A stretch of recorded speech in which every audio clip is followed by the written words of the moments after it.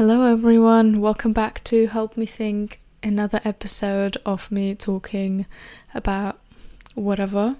It's really hot right now because in London it's gotten so hot so quickly, and also it's weird to record something without really seeing myself in the reflection in the window because it's not dark at this time yet. So that's also a special episode, you can say. Anyways, I'm just actually trying to not start the topic because I wasn't quite sure of what to talk about today. I found in my little list with ideas what I can talk about on the podcast. I wrote it down from a book, like a quote. It was in Russian. It said, "Self-isolation is a privilege." And first I realized that it sounds kind of contradictory or counterintuitive to what we kind of used to now, because we also used to being always connected through social media and to kind of always seek to go out with people or just meet with people and just be integrated. And for me it's also something that I want to try, I want to learn social skills, social communication skills, and kind of be integrated in society life. And also in quite a few, in a book that I can remember now, it was about happiness, and one of the points was about community, and that people who live in Denmark, there is living communities. I don't know what they're called, but basically it's a little mini village, and people have, let's say, weekly maybe dinners together or something, or they watch each other's children one after another, and just kind of they organize some communal things to some activities maybe, or they share some tours or something. So it's living community basically. And that was one of the points kind of that the author stated, that Danish people are happy because of this as well. And that's why it kind of feels like people are happier when they are with other people. And I also think that is true in most cases, and maybe general picture. So if you're never with people, if you're completely isolated, and also probably there is important detail as to why you are actually isolated from people.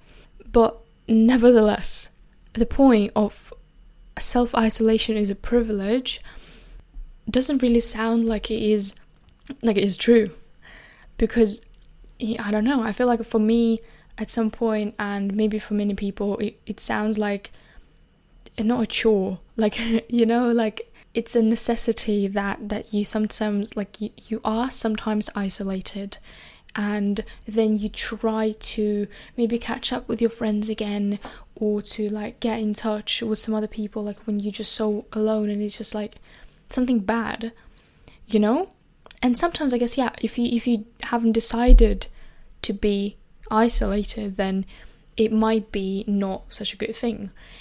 But if we look at it from a different viewpoint, that not everyone has the ability and the opportunity to isolate themselves, even if they wanted to. So they don't even have the choice. So you might want to be integrated with other people, and you might want to be in a community, and it's completely fine, and it's great, and it's good if you have this community as well. But if you want to be isolated, then you can. Let's say I want to delete social media, right? And I can do it because I have basically just the basic things. I have other media, messengers, that I can still be connected to people. Well, I don't really know what point I'm making right now, but I am not completely isolated from, let's say, my family. They're not going to be worried about me because I delete social media, and I am separated from this big, huge social media platform, right? But if we take a different example, I think this book was talking about the times of COVID and where people were encouraged to self-isolate themselves, and that not everyone was actually able to do it, and that was a privilege to be able to do so. Because let's say older people who are just not able to, let's say, use, I don't know, internet delivery services, or I don't know, something, right? Or people, like older people who are not able to go out only once a week to get groceries because they're not able to carry all of them. They just don't have the option of self-isolating themselves, or maybe they can't even go out at all. They can't go outside, they can't go to the store, so someone has to bring them food, right? And then they just can't choose to be self-isolated, but they are dependent on other people. And that is actually that's so true, because I've been noticing how I've been self-isolating myself over the past, I don't know, half a year, I guess, sometimes more, sometimes less. But in general, I feel like I live pretty self-isolated, apart from like going to school, but like it is obviously some interactions, but if it's like 2 hours a day or like 4 hours of school a day, then that's it. And if I don't really talk to anyone in class, then I just sit there and I'm being taught something, and then I go home and I do my own stuff in my room or outside, but I'm doing it alone. And that's been pretty much it. And especially like the last, I guess, I don't know what, 2 weeks, the main things that I do, like I have been talking to people as well, but it's not vital, you know what I mean? Like for things that I need to do, like I need to have food, and also kind of like my hobbies that I do, I don't know what my hobbies are: gym, reading, I don't know, journaling, going for walks. I can do it myself, and I can do it myself. That's the thing, like I have the privilege of doing it myself.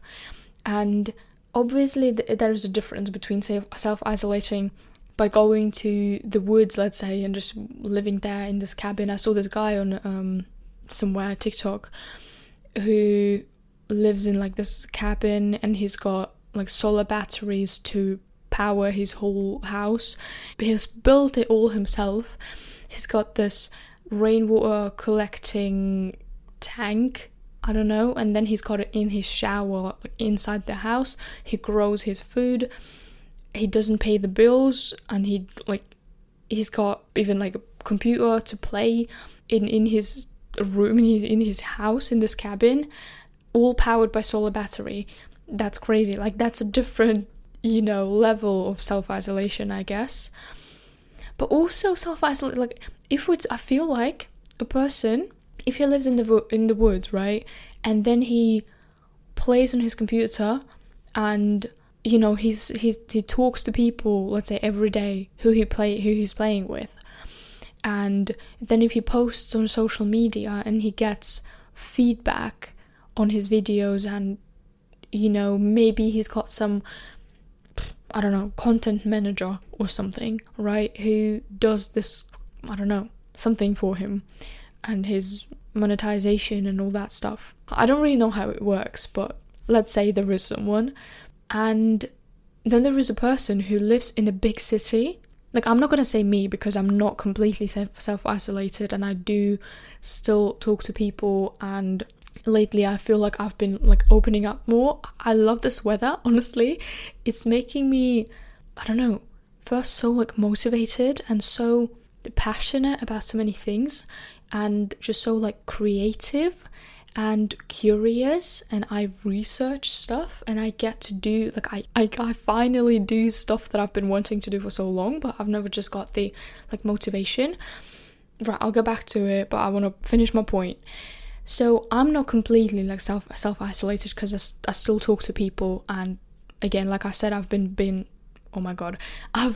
being more open and social, I think, in my environment, my surroundings. I feel like I've been less active on my phone, maybe, but it's hard to say. Anyhow, let's say there is a person who lives in a big city, but they don't talk to anyone, they don't really go out. Like, they go out, they do some things that they have to do, grocery shopping, I don't know, maybe they don't, maybe they get delivery or whatever, it doesn't really matter, right? So they kind of like, they just live, maybe they're happy. I'm not talking about like who is happier out of those two, both are fine. But I feel like the person who in the city who sees so many people every day, so let's say they do go out, they do go to, let's say, lectures or something, or to work, but they just sit at the computer the whole day, so they don't really have to communicate for their work. Then they go to the store, they see so many people around them, they walk on the streets, but they never talk to anyone, they don't really communicate with anyone at the shops. Then they go home and then they like do the same thing. Maybe they even do sports, they go to the gym, let's say, but they don't do like classes, right? They don't do like team sports. So it doesn't have to be someone who sits in their room all day. They do a lot of stuff, but it's kind of like alone activities. And it feels like this person, I would say they're more self-isolated than the guy who lives in the woods in this cabin. But both feels like a privilege, actually, because if you're, like, I guess it's not that often that you'd, although I don't know, in this, like, now, at this point, I'm not sure if there's more jobs that require you to speak to people, or more jobs that don't require you not to speak to people. Because if we take all the jobs, also like remote jobs, where you maybe do something just on your computer, not like calling someone, but like maybe typing things, I mean, yeah, then you do communicate probably with people, but I guess there's more jobs that require you to speak to people, so that is kind of rare, so kind of like a privilege, I guess. I mean, privilege I feel like might be both. It can be subjective, because I say like, okay, for me, like, it's a privilege to, I don't know what, let's say do sports, right? Because I realize how like lucky I am that I can do it, that I have the ability. But then okay, I have an example. It's I don't know, just I like particular examples because it's easier to and more realistic, right? So if I ran a marathon and I'm like, wow, I am so lucky to actually be here and to be able to be with those people and to run it, and I have the ability and I have the strength, and you know, I'm healthy enough. And then there is this pacer guy, you know, with this like little flag on their back that shows how fast they're going and like estimated finish time, so that people can orient themselves at this person. Okay, I don't actually know if they get paid for it, but let's say they do get paid for it. And let's say this person, they need this money, and this is their only opportunity to get this money, right? Because otherwise, like, they haven't found a job, and this is actually the only way for them to get money to pay their rent or whatever. And then for them, I guess this run does not feel like a privilege. It feels like something they have to do, like they're forced to do it basically by their life circumstances, right? So this is kind of subjective. But at the same time, like, yeah, they could also see it as, wow, I am actually lucky that I can run. Not being pacer, but like being able to run this race is still a privilege, because not everyone has the ability.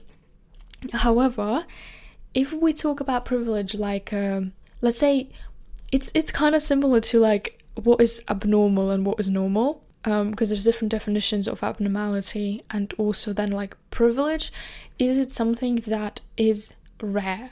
So if we say it is a privilege to, I don't know, like, then I would say it's not a privilege to run a marathon, because, I mean, yeah, I guess it's so hard to say because I don't really have the statistics, because also it includes like paying for the place, or also to traveling to the place where you're going to be.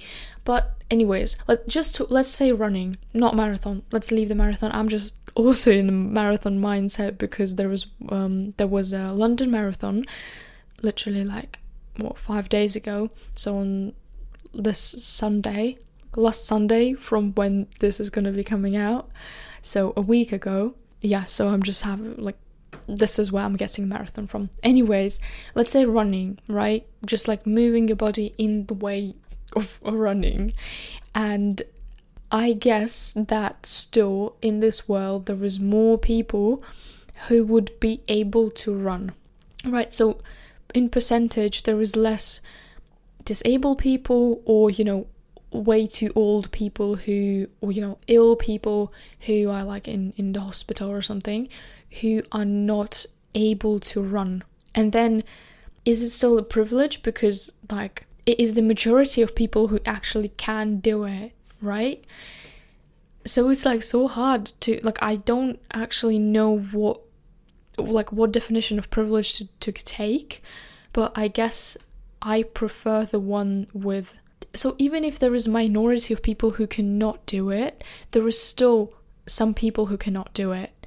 And I guess maybe because it's more optimistic, it's just more like appreciative of what you have, and it makes you really like see and realize that what you're doing is not like, it's not 100% the case for everyone, that people can even do it, and it applies to so many things, to like buying things, obviously, because like having money for something, or having physical ability to do something, having mental ability to do something, because if we're talking about mental health issues, then still some people, if not the majority, are still not able to do some things.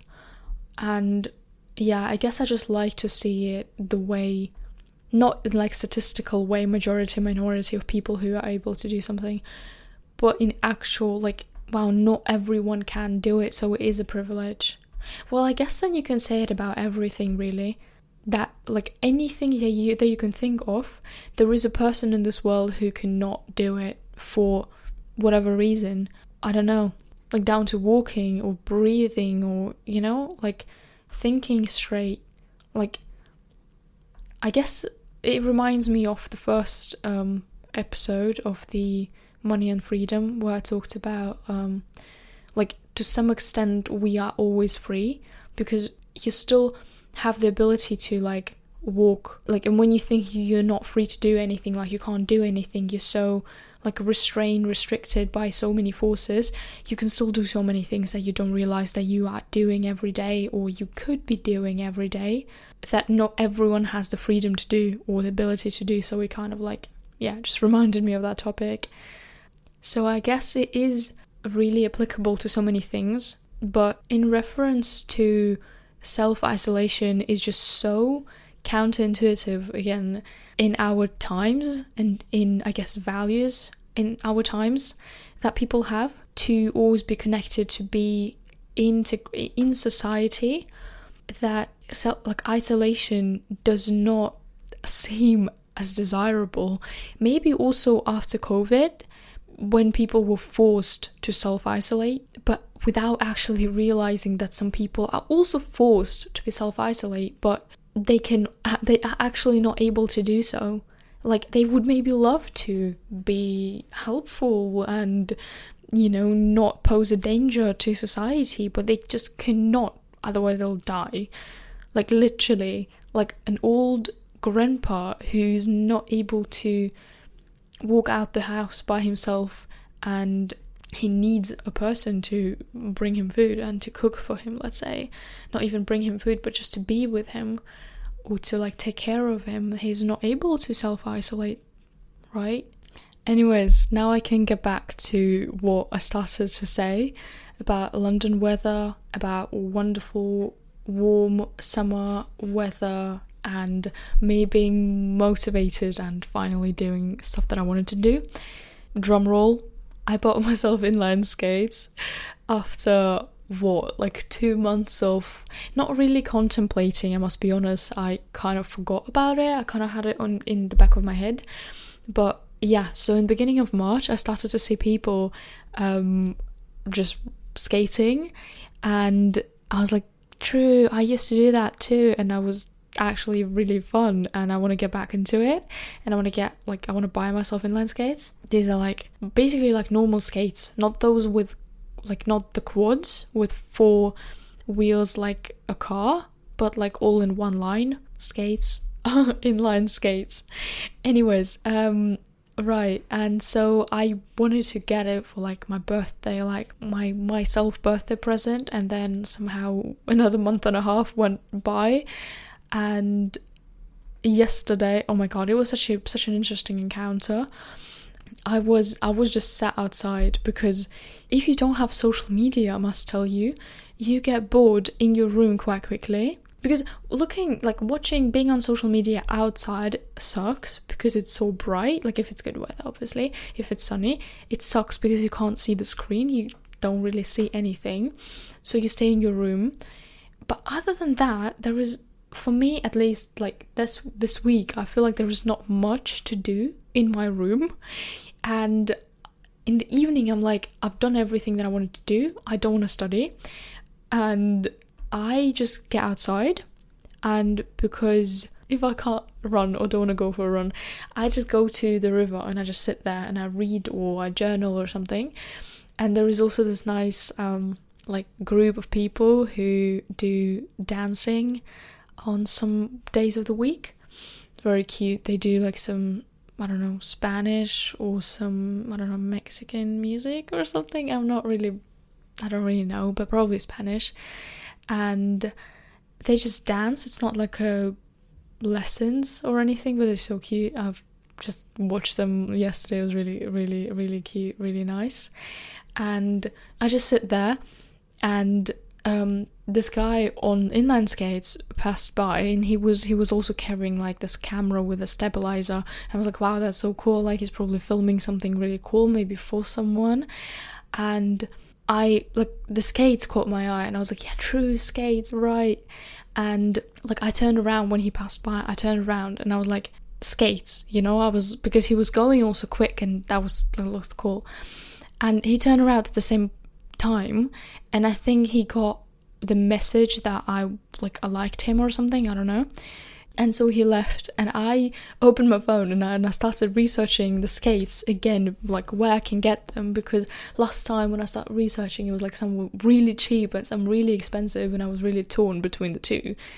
And I wasn't sure where to buy them, like good ones, but not too expensive ones. So I went on my phone again and I started to look up, what skates are also the best for like beginners, but also for, riding in the city, blah, blah. And I guess, 15-20 minutes later, the guy comes back and asks me if I mind if he sits like there next to me. I'm like, yeah, no, it's fine. And I started asking him about the skates, because I was literally looking at the website. And so he recommended me like a store where I can buy it, because like where I think he bought it or something, because he's also bought them only like 2 years ago or something or whatever. And then from skates, we ended up talking for like an hour and a half or like an hour, just about everything. I feel like I've been mostly talking, and then he was just listening mostly, but that was just so random. And then today, because like he asked me why I never got them, like I told him that I wanted to get skates in like March already, and he was like, why didn't you do it? And I was like, yeah, I don't know, I was busy. And then he asked me what my job was, or like what I was doing, because I'm busy. I'm like, yeah, no, busy, by busy I mean lazy, and just didn't want to like spend money on it. And then just like while talking, and I looked at like the website store, I was like, yeah, okay, I'll go tomorrow, and basically today, the next day, because also obviously he recommended me this store, so I knew where to go, because I really didn't want to buy them online. Anyways, this is details, but that's just like so cool, that's just something that gives me summer vibes, that gives me like, I don't know, you just go out, you sit there, you meet someone, and you end up just going and buying inline skates that you've been wanting for like a month. And yeah, now I got blisters because I didn't have proper socks, and I went from the store to like back home, and it took me about an hour. It was so hot, but it's like so cool. I get such like flashbacks from my childhood, because we used to even have like a trainer, like a person who teaches you how to inline skate. And the one thing that I remember from those classes that was always the same, it's called, like, this woman, she called it like fridge. Basically, when you go over some kind of like not flat surface where you have to hold your balance and not slip, you put your feet like shoulder width apart, and one of them, so for me it's always right, I really can't do it on the left, your right foot is like kind of like half of your other foot in front of it, you know, so you have kind of like in total you have 3 halves of a foot lengthwise, you know what I mean? And then this is like the most stable position, and you just stay in this position when you go over some kind of like uneven surface, and this works perfectly.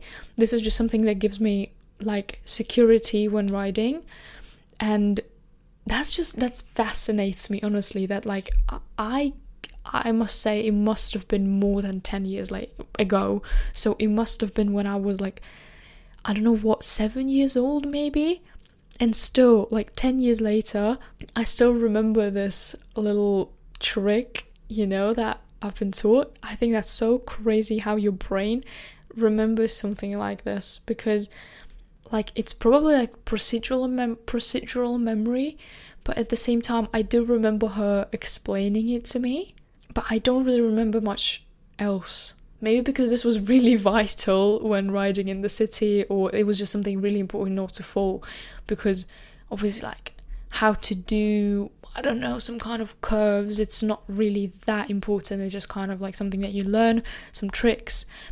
But this is just something that you need every time you ride. And this, I don't actually know if you say ride, like skate is a verb, but I'm not sure. I love this question online.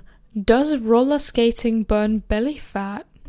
Yes, roller skating can help burn belly fat, particularly when combined with a healthy diet. Bro, I'm gonna tell you, this is just healthy diet and burning calories. Here's why and how. Calorie burn, core engagement, overall body fat reduction, increased heart rate, well, yeah, that's calories, no? Fun and low impact. That's interesting. But yeah, I love that people just ask themselves that. Like, they want to lose belly fat, like they want to lose weight on like their belly, basically, and they think to ask Google that. And it must have been several people if it's here. People also ask, this is important, is it legal to roller skate on the road in the UK?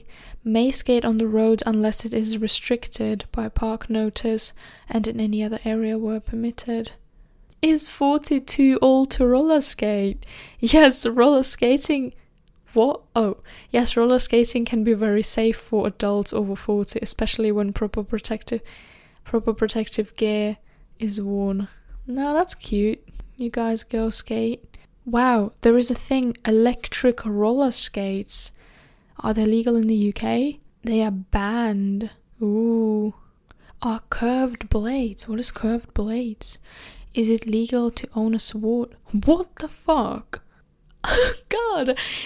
You know, when you go on Google and you ask something, right? Then you scroll down and there is people also ask. And then there is like, let's say 5 questions, and you can press this little button on the right that shows like down, and basically it's gonna just open the answer to this question. Anyways, and then if you open one question, then there's like added another 5 questions or something, or I don't know how many.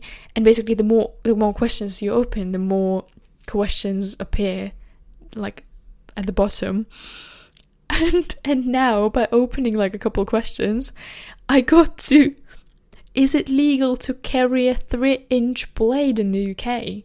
Can I have a samurai sword in my house in the UK? Are knuckle dusters illegal in the UK? Like, bro, that's not something I wanted to know. I just wanted to know if you can say ride skates. But well, I guess I asked the question wrong. Well, we never know. Anyways, skate. What I was talking about, I don't even know. Okay, I re-asked the question properly, and yes, you can say ride roller skates or roller blades, I guess, as well. Also, today I found out rollerblade, that that was such a German accent, I feel like. When people say rollerblades, anyways, and people mean basically inline skates. Rollerblades, same as like, you know, Pampers, that's the only thing that I know really. It used to be, it is actual name of a brand. So the ones that I bought are rollerblades, but it is a name of a brand, but it's got, you know, turned into an actual like noun that people just use to describe roller skates or inline skates. What is the difference actually? Because I know that, okay, so roller skates is the ones with 4 wheels, like not next to each other, like the quads. And rollerblades are the ones with like inline skates. Well, that used to be an actual name of a brand. And there is also, so inline skates is the actual name of the other type of the ones that I have. So where all the wheels are in one line. I'm guessing that's why they're called inline skates. Makes sense. And that's a bit of a different topic, but, well, it's completely different topic really.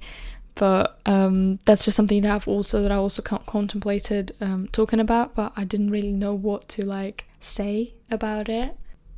I was applying for 2 universities in the Netherlands, in Amsterdam and Rotterdam, and there was a selection test, and then like they say based on the results, but maybe I'm going to do another episode, maybe not, where I talk about it. But actually, I remembered at some point that I had been recording an episode about University of Amsterdam selection round, like selection procedure. And I was kind of like documenting how much I've studied and, you know, how we all went. But I didn't want to post it in February when it took place because the results were in April. So I didn't want to risk it and post the episode beforehand. Even though I wasn't really talking about, like, I wasn't even like showing any materials, that which you're not allowed to do. But still, I didn't want to really talk about, you know, the materials that were there and the topics and stuff. But yeah, I just remember that it is still like recorded, but without the actual update about the results. So that might come out at some point if I actually if I finish it and make it into an episode. I'm actually gonna do it, I think. I kind of forgot about it. Well, I completely forgot about that episode, about that recording that I made. I think it's quite long, but I'll try to cut out the unnecessary stuff. When I remembered it, I didn't really want to post it, I didn't really want to upload it and like edit it, because I don't know, I feel like I've talked so much about like such irrelevant information, but I think I'm gonna just do it for, you know, for it to be interesting, and also to talk about the like actual the way they decide on like ranking numbers and everything, because who knows, maybe that helps someone, or I guess. Yeah, I'm gonna come back to it. I always say I'm gonna come back to something. I think it's so funny. I'm like, I have so much to talk about. But then when I actually have to record something, I don't really know what to say. And I'm just there looking at my notes on my phone and scrolling and seeing what topic I feel like today. Anyways, there is days like that where you know, just don't know what to really say. Like, and usually it's the days where you have the most thoughts. Like, you have so many thoughts spiraling in your head. Or not even spiraling, maybe it's not even like nothing bad. It's just like so much that you're thinking about. But then like I can't find the topic that will be kind of like interesting and entertaining for someone to listen to. Maybe not too personal, because obviously like if I feel like it only applies to me, then it's not something that would be interesting to listen to, I guess. And also something that can be elaborated on, you know, because it's just like kind of like little things, maybe I should make like a series of just me just talking my mind. It's not like I usually don't do it, but still I usually try to kind of like stick to a topic at least for half an episode, and then the second half is whatever is in trend of my mind right now. But I try to still kind of come to some kind of thought in the end, at least of the topics that I chose. But I might sometimes make episodes where I just literally talk my like life updates or something, and something that is just in my head that I'm thinking about. Because also, right, I'm gonna go into a different topic now, into actually my thoughts, and I don't really want to make this episode too long because it's already quite long. So yeah, I hope you enjoyed it, and next Sunday is obviously another episode. I am really gonna try. Also, yeah, there is news. I got a job, and yeah, it's so funny how, like, when people used to ask me, before I moved to London, people used to ask me, why are you moving? You know, why London? What, blah, blah. And one of my first responses was, well, it's a big city. There are so many opportunities and, you know, so many ways that you can go. And yeah, the opportunities, when I was looking for a job, a lot of opportunities produces a lot of demand for these opportunities, and a lot of people who you have to compete with. And funnily enough, now I'm going to be traveling an hour to my work every weekend. So yeah, but I got a job, so that's new. So anyways, this hour of my time there and an hour back now can be used productively to edit these episodes. So I hope you enjoyed this one. Come back for the next one next week. And yeah, that was it. Thank you. Bye bye.